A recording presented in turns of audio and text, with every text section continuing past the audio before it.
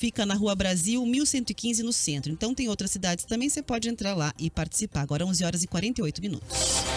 Muito bem, vamos falar sobre o corte de cerca de 15% no dinheiro das universidades federais, que repercutiu muito entre os políticos do Paraná. O bloqueio de 3,2 bilhões, dinheiro que iria para as universidades do país e que acabou sendo aí, enfim, tratado de uma outra forma, né, pelo Ministério da Educação. Então é uma redução aí que atinge despesa de custo, investimento, aquele orçamento que a universidade aplica, como quer, que é o chamado orçamento discricionário. E aí as universidades, em resposta, já disseram que com essa decisão do governo vão ter que cortar pesquisas científicas, projetos de expansão, manutenção e assistência para alunos de baixa renda. O corte no dinheiro para as universidades do Ministério da Educação do governo Bolsonaro, ouvinte, acontece no momento em que o governo federal se prepara para conseguir bancar um reajuste de 5% para todo o funcionalismo público. O bloqueio total no orçamento deve ficar perto dos 14 bilhões de reais. Segundo o reitor da Universidade Federal do Paraná, Marcelo Fonseca, o ano letivo foi planejado aí conforme o orçamento que tinha sido aprovado. E agora, com essa decisão, obviamente, muitas áreas vão ser afetadas. Vamos ouvir. O orçamento de 2022, que tinha sido aprovado no final do ano passado, já era claramente insuficiente para o funcionamento nesse ano das nossas instituições. Foi um orçamento menor que o orçamento de 2020, que foi uma época em que as aulas e as atividades majoritariamente estavam sendo feitas de modo remoto.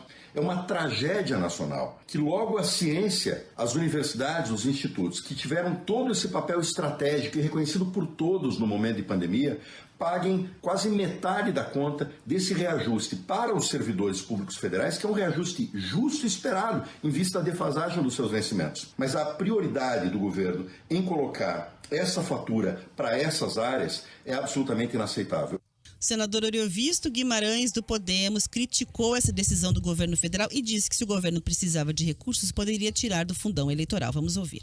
Este bloqueio de 14,5% do orçamento da parte discricionária das universidades federais, enfim, da educação pública brasileira, é uma opção de governo. Governar é isso, é tomar opção.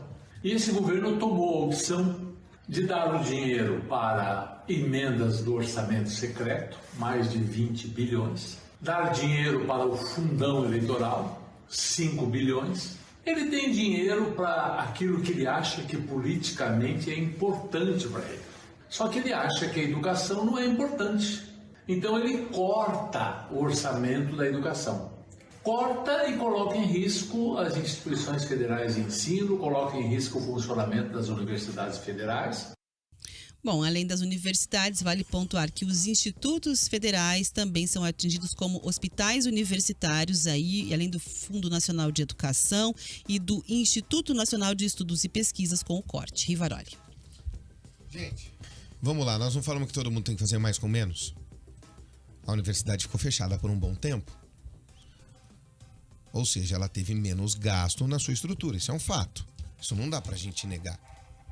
A universidade estava fechada. Luz, água, telefone, não sei o que, você vai pagando menos. Esse contingenciamento tinha que ser feito. O governo não pode, esse ano não tem a previsão de quebrar a regra de ouro, de fazer empréstimo para pagar dívida e não pode furar o teto. O governo liberou 135 bilhões para a saúde e 111 bilhões para a educação. São as áreas de maior investimento do governo, além do custeio e do INSS, né? Do custeio da máquina pública. Eu falo de tudo que o governo gasta, inclusive de salário.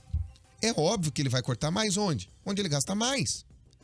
Onde ele gasta mais é onde ele corta mais. A gente tem que parar no Brasil de achar que que a verba do governo ela é infinita. Ela não é.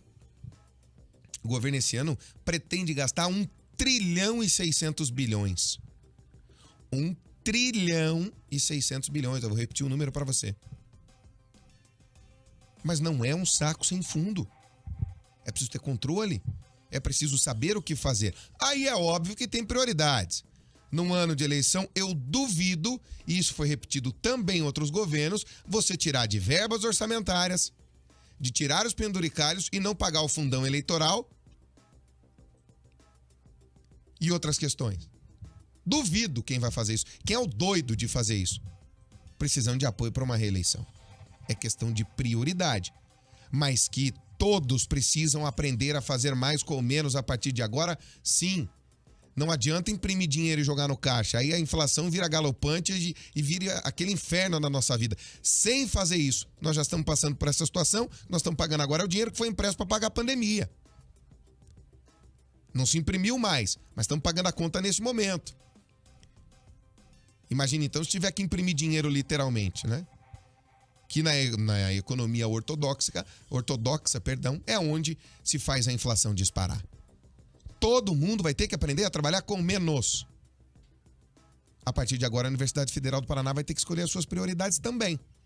Por mais que seja duro falar isso, que se mexeu na educação, na saúde, em outros casos importantes, não tem outro jeito.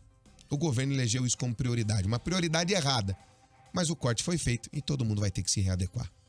Então o que fazer? 11h54. É isso aí, Riva. Vamos ver com as participações dos ouvintes aqui agora, o que eles estão pensando aí sobre as nossas análises, as notícias. Aqui, ó, ouvinte final de telefone 246. Bom dia, os motoristas são muito nervosos, não têm paciência com motorista de aplicativo. Buzinam, xingam. Ouvinte final de telefone 2007. Bom dia, estive fora de Curitiba. E sim, Curitiba tem um transporte público excelente, mas é só excelente porque temos uma população atuante que cobra efetivamente e também temos canais como a RIC. Olha só, que nos ajuda a cobrar, em consequência, manterem excelente o transporte público. Muito obrigada pela participação. Ouvinte final de telefone 2829. Eu não dou seta para entrar em sentido obrigatório. Acho desnecessário. Se me multarem por essa atitude, eu vou recorrer, demonstrando o desconhecimento do agente. Boa sorte ao Francisco Silva Filho, porque até hoje todo mundo que eu ouvi recorrer aí Perdeu, exatamente. Mas pela legislação, onde é para virar obrigatório, não precisa dar, exatamente. Não é preciso. Tá respeitando ali, ele tá querendo dizer, acho que ele vai dar uma aula ali para quem vier multá-lo, na verdade. Muito obrigada pela participação.